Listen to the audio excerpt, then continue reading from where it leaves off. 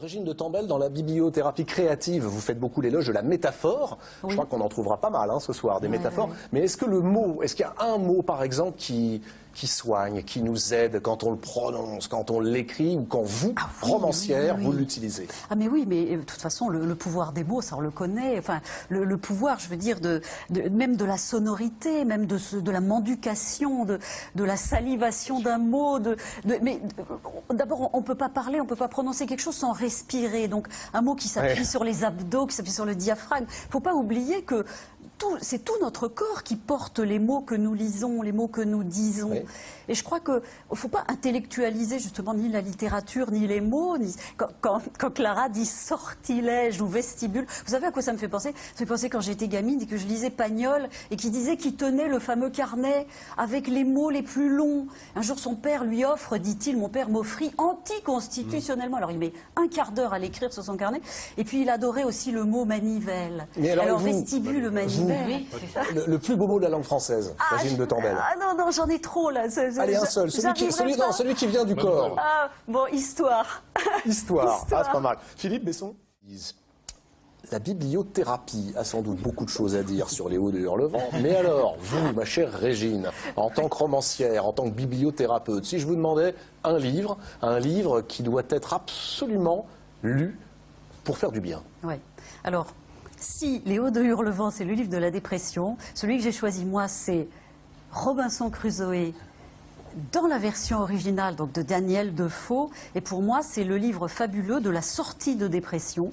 Pour moi, c'est le livre de la sortie de chagrin d'amour. Et je vais même aller plus loin. Pour moi, Daniel Defoe n'a absolument pas écrit l'histoire de Philippe Selkirk, le naufragé, etc., dont le récit circulait à son époque. Mais pour moi, c'est le roman, c'est Defoe, le négociant en grains de 60 ans, qui se prend un râteau, un chagrin d'amour épouvantable, et qui écrit le roman métaphorique d'une sortie de solitude effroyable. Parce que plus je le lis, parce que moi aussi, mais moi je le lis pour toutes mes sorties du trou aussi, mais à chaque fois que je le lis, c'est pour la même chose. Je comprends parfaitement comment, geste après geste, on sort du noir, on sort du coltard, on sort de la solitude, etc. Mais alors, attendez, prenons des cas concrets, parce que ce que raconte Robinson Crusoe, d'abord c'est 28 ans sur une île déserte, et puis il passe par plusieurs vagues quand même. Voilà. D'abord c'est le travail qui est libérateur. Voilà, et bien moi c'est ce qui va m'intéresser, c'est le début du livre, c'est-à-dire avant même qu'il rencontre Vendredi, avant même qu'il s'intéresse sur le plan économique à la gestion de l'île de manière très très rationnelle. Moi ce qui va m'intéresser, c'est la partie qu'on appelle journal. Quand il se met à faire deux colonnes, comment dire, le négatif, le positif, il se met à essayer de comprendre pourquoi il est là. Mais moi, ce qui me fascine chez Defoe et la manière dont il va traiter l'histoire, c'est qu'en fait, il fait un roman des gestes. C'est presque chaque geste gagné sur la solitude, sur le noir, sur l'enfer et tout. Et ce que je trouve assez fabuleux, c'est quand il s'oblige à arrêter d'aller faire des signes sur la plage et à gaspiller son énergie. Quand il a compris qu'on ne sort pas du trou. En tout cas, pas par les moyens c'est qu'il a admis qu'il allait falloir grandir, prendre conscience que personne viendra l'aider. Et que le plus important, c'est d'arriver à faire du feu, d'arriver à faire cuire sa nourriture. Moi, ce que j'ai trouvé très beau dans ce livre, effectivement, c'est que la nature, elle n'est pas bienveillante. Ah non, non. Ouais, c'est pas du tout une force bienveillante comme on peut le voir aujourd'hui, le côté prodigue, généreux. Alors, ce qui me fait venir les larmes aux yeux, c'est quand Robinson va planter quelque chose, quand il va adopter un chevreau, tous ces gestes qu'il arrive enfin à faire au moment où justement il essaie de ne plus sombrer uniquement, de faire pas faire seulement les gestes de la dépression, quoi, les gestes de l'abandon, mais quand il arrive à se reconquérir. Et justement, si vous permettez, je voudrais vous lire quelques lignes, parce que ce que je trouve encore plus fort, c'est quand tout d'un coup il dit que ses pensées ont changé. 2 ans plus tard, au bout de 2 ans, il arrive, il dit: ça y est, j'ai plus ces grandes crises d'angoisse où je voyais plus que, dit-il, le verrou de l'océan autour de moi, la barre, le verrou, etc. Et il dit, mes chagrins et mes joies avaient changé, mes désirs eux-mêmes s'étaient modifiés.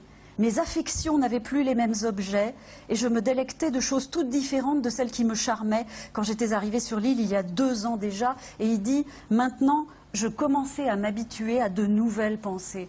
Et moi, ça me fait tout à fait penser à l'Ecclésio quand il arrive chez les Indiens et qui dit, au bout de quelques jours ou quelques semaines, il dit, tout a changé en moi, mon corps a changé et même mes rêves ont changé. Robinson Crusoe. Est-ce que tout le monde considère le Robinson Crusoe de Defoe comme magnifique, un livre comme de une référence? sortie de crise mentale, c'est magnifique. C'est un livre de bonté. Oui, C'est un livre qui, Mais furieux et grand. Ah, quand même. mais qui croit en Robinson l'homme Crusoe. dedans. Je vous propose l'édition parue chez Folio, si vous voulez bien. Et alors là, on le glisse dans la valise. Régine de Tambel, cet exercice qui consiste à dire quel est le livre qu'on ne va pas forcément recommander et peut-être même contre lequel on est devenu écrivain ou contre lequel on écrit. Pas à ce point. Alors, moi, j'ai choisi justement Voyage en France de Stendhal. Comment ça? Ah non, commencez pas. non, ça c'est Joyce, insupportable. on peut discuter. Non, mais Céline, c'est Stendhal, dur, mais Voyage en maintenant France, Stendhal, contre Stendhal. Franchement, c'est très spécial. Alors, je vais vous donner des exemples précis et concrets parce que vous vous dites dans Voyage en France, tiens, je vais à Narbonne. Ah, Qu'est-ce voilà. que Stendhal va me dire de J'en Narbonne? étais sûr. Ah bah oui, c'est logique. Donc, je suis allée voir ce que Stendhal me disait de Narbonne et alors j'ai quelques lignes d'un mépris épouvantable. Qu'est-ce qu'il y a comme vent à Narbonne? Qu'est-ce qu'il y a comme vent à Narbonne? J'ai voulu longer la cathédrale. Il n'y a pas de vent à Narbonne? Mal m'en a pris. C'est pas la seule chose à dire, peut-être. J'ai voulu longer la cathédrale, mal m'en a pris. J'ai pris des plaques de ciment, de plâtre sur la tête. Bref. Alors, je suis allée voir du côté de Montpellier ce que Stendhal dit de Montpellier. Ben, à Montpellier, on ne trouve pas d'eau chaude pour son café. Ça, c'est quand même très ennuyeux. Bon. Et c'est ça tout le temps, le Voyage en France de Stendhal. Alors j'ai essayé de comprendre pourquoi ça m'ennuyait éperdument et surtout pourquoi c'est insupportable de lire, de voir quelqu'un d'aussi peu curieux. Mais en fait, Stendhal, son problème, c'était qu'il ne voyait que l'Italie. Il ne voyait que par l'Italie. Et alors tout ce qu'il voit, il le compare à l'Italie. Alors il va au musée Fabre de Montpellier et il dit « Oh là là, qu'est-ce que les tableaux sont mal accrochés !» À Florence, ils sont comme ci, comme ça. Mais alors à Montpellier, mais c'est nul. Bon.